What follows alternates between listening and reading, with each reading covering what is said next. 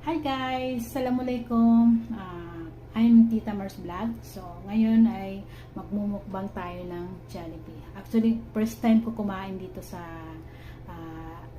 Saudi, sa Riyadh ng Jollibee. Meron tayong ito, french fries. Yan! Meron tayong french fries. Meron tayong burger. Tapos burger niya. Then ito yung sausawan niya. Kakunti naman ang sausawan. Oh my God. Meron tayong drinks. Ito yung drinks. Sabi natin. Tapos meron tayong pie. And then, ang namimiss ko sa Pilipinas na Jollibee ay yung Chicken Joy. Yan, meron tayong spaghetti. Chicken Joy. Ito yung gravy niya. Yan.